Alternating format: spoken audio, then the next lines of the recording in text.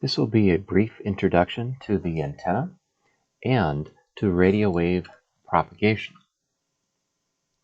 As we get started, I have a question for you. Which is more dangerous, a 500 milliwatt laser or a 500 milliwatt light bulb? To answer that question, we have to consider how the energy is spread. For example, if this is a point source in the light bulb, the energy will radiate in all directions. You could think of this as a sphere. In fact, we could say that the intensity is equal to power over area. And since we're dealing with a sphere, this area is equal to 4 pi r squared. For the complete equation, we would say that the intensity is equal to the power over 4 pi r squared. Of course, that assumes that this point source right here radiates all energy equally in each direction. That takes care of the light bulb. Now, as for the laser, the energy is transmitted as a single beam. In this particular example, that means we have 500 milliwatts in the beam. Should that strike your eye, you will be blind. Keep in mind that's only 500 milliwatts. That's a class 4 laser. It can cause instant blindness, which is very different than our light bulb. In fact, chances are you have actually looked directly at a 100 watt light bulb and not suffered blindness. The difference is that the energy is spread out over a large area. In fact, you could think of it as painting the inside of the sphere. The larger the sphere, the less energy for any particular square inch.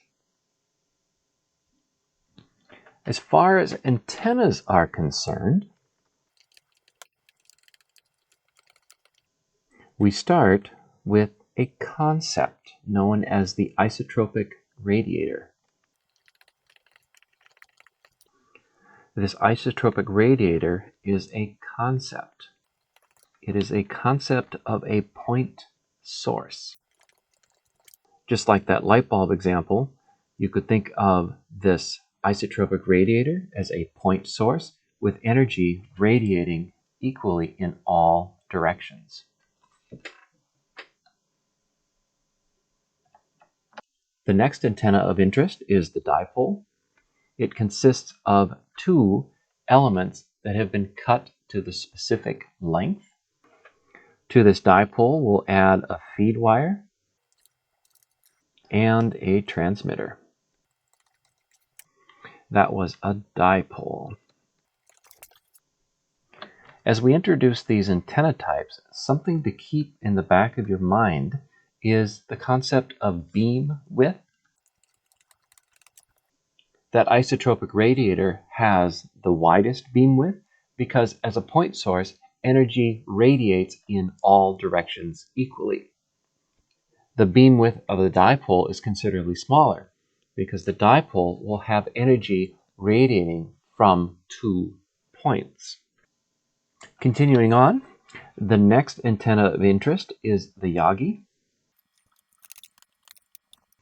the horn, which is something you might find on a radar, and finally the parabolic antenna, which is often called a dish antenna.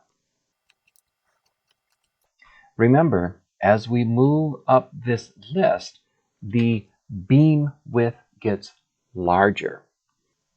Stated another way, when we're here at the top at the isotropic radiator, it's like a light bulb, whereas when we arrive here at the parabolic antenna, It's almost laser-like in that the energy is beamed into one particular direction. This concept is known as the effective gain of the antenna.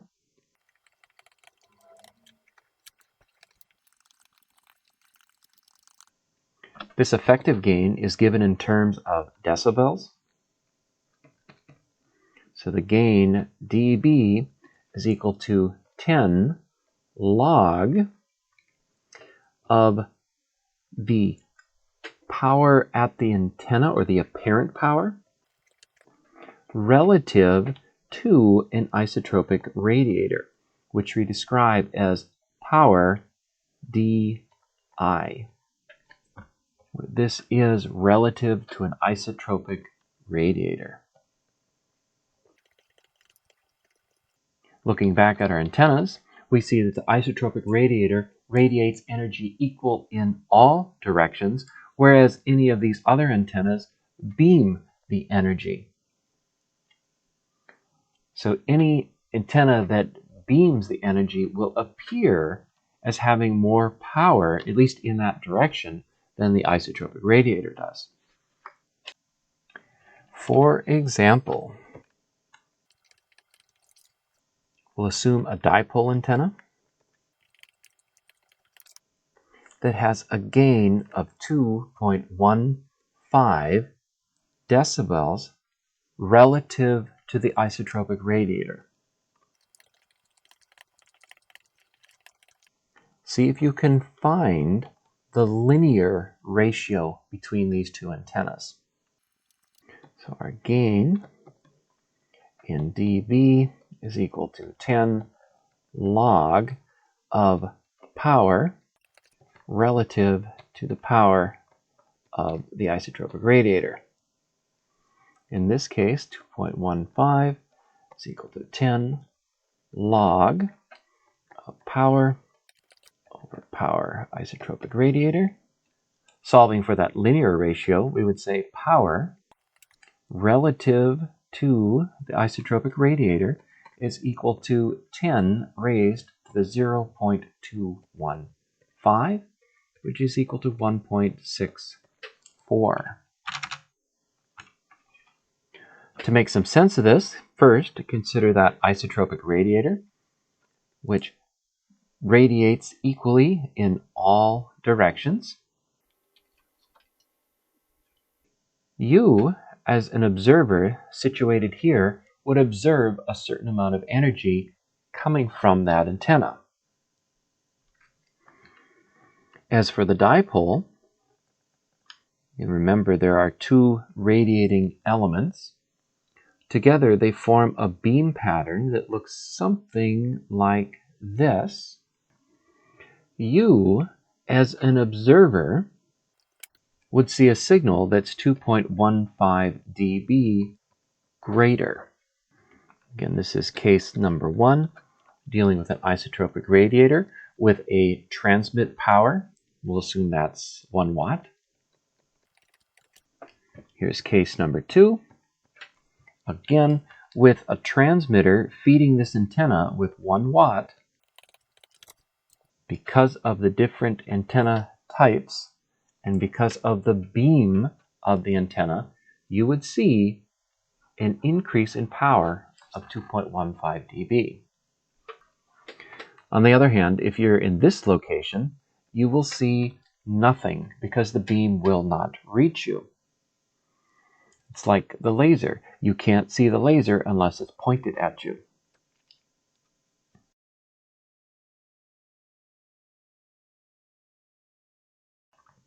Before I forget, there is a term that you need to know, and that term is reciprocity. This concept tells us that if an antenna is a good radiator, it's also good for reception.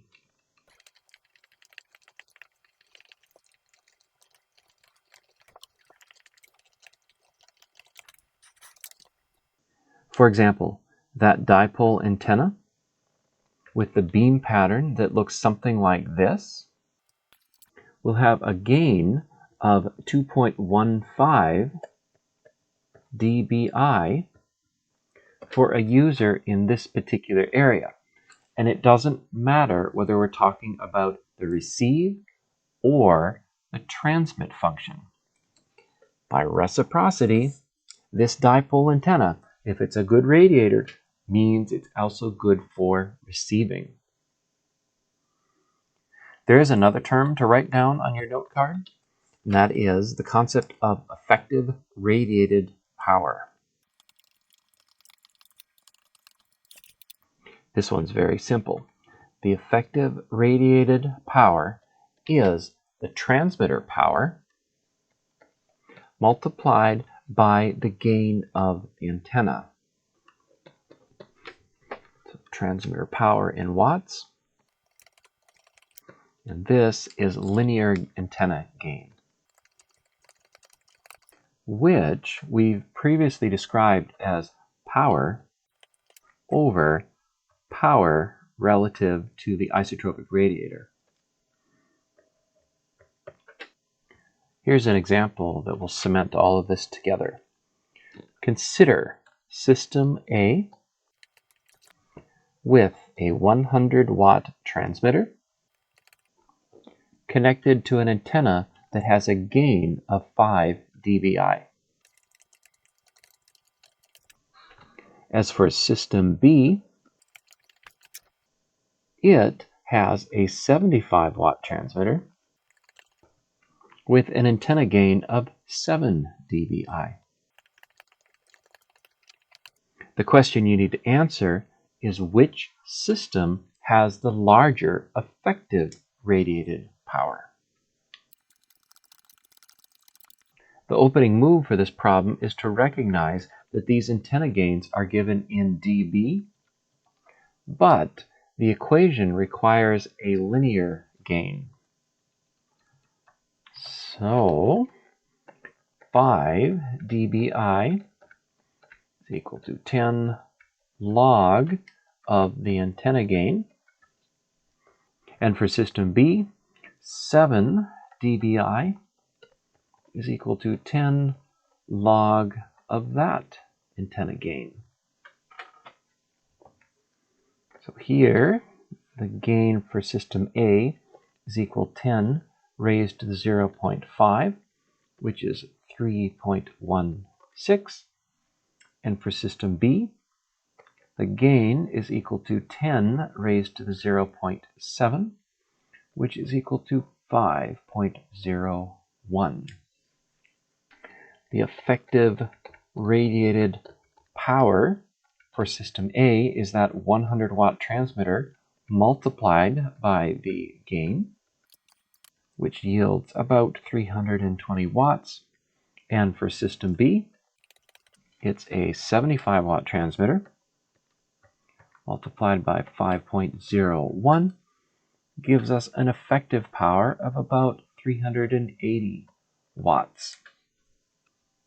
Which means that system B, even though it has a smaller transmitter, has a larger effective radiated power. Which means you, the user out in the field, would detect system B as having a larger power, provided both antennas are pointed towards you. On a related note, we should observe that the antenna size is related to frequency. This isn't much of a surprise because we know that lambda is equal to c over f, where lambda is the wavelength, c is the speed of light. For our purposes, that will be 300 times 10 to the 6 meters per second. And finally, f is the frequency. For example, VHF marine channel 16, lambda is equal to c over f. So we have the speed of light over the frequency, and for marine channel 16, that's somewhere in the neighborhood of 156.8 megahertz. which gives us a wavelength of about 1.9 meters. As another example, consider the dipole antenna. Recall that a dipole has two radiating elements, and then there's a feed line in the center.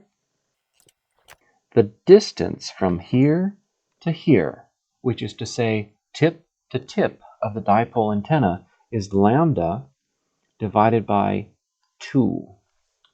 So we could call this a half wavelength dipole. Suppose this dipole is cut for 10 megahertz. Lambda is the speed of light divided by 10 megahertz yields 30 meters. But remember, that's lambda. So our half wavelength dipole would be half of that, which would be 15 meters. This arm would be lambda divided by 4, so 7.5 meters here. This arm would be lambda divided by 4, again 7.5 meters. And together, the antenna would be 15 meters. Well, I think that's a good spot to end our discussion of antennas and shift to radio wave propagation. There are 3 general ways that radio waves will propagate from point A to point B. There's the ground wave, which is generally applicable to frequencies that are less than 3 megahertz.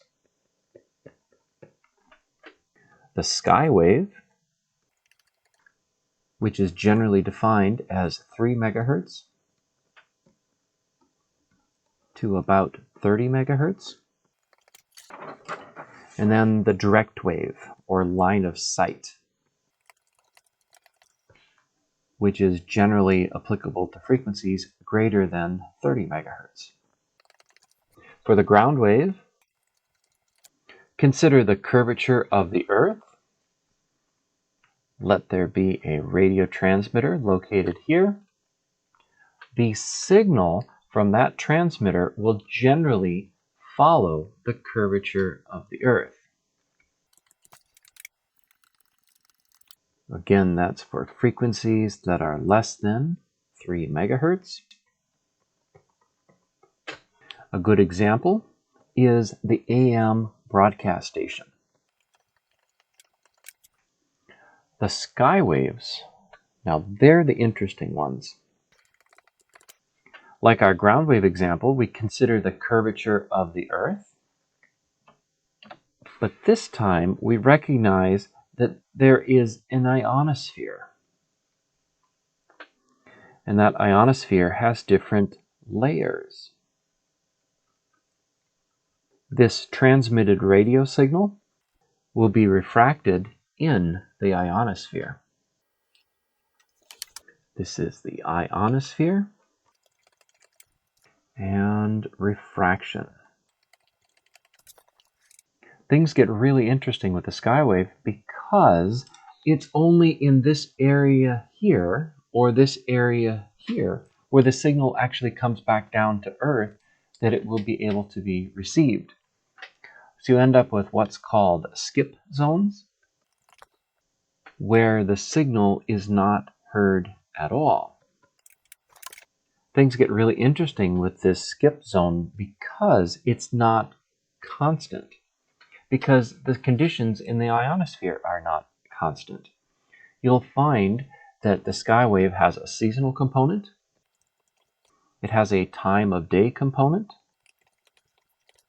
it's very sensitive to solar activity, in particular sunspots, and it's also frequency dependent. In this example, had we changed frequencies, the frequencies might land at a different point on the Earth.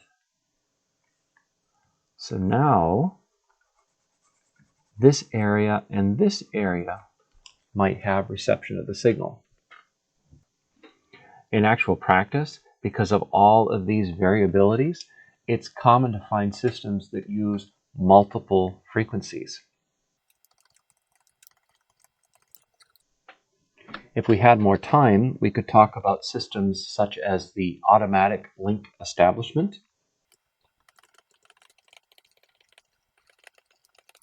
which is a system that will rotate through an established set of frequencies to find the frequency that best allows communication between point A and point B.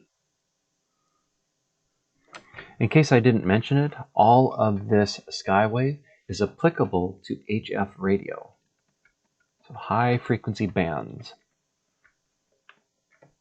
which are located between 3 and 30 megahertz.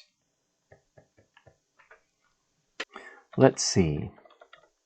We talked about ground wave, skywave, and now we need to explore this line of sight propagation. This is for the higher frequencies, so frequencies generally greater than 30 megahertz. It turns out that they travel in a straight line. So if this is the curvature of the Earth, and a signal is transmitted, it will follow a straight line. Which means you, as an observer, below this radio horizon will never receive the signal. This radio horizon, basically from here to where it kisses the Earth here, may be described as distance is equal to the root of 2 by h. That's distance in miles and antenna height in feet. As an example, consider 2 ships.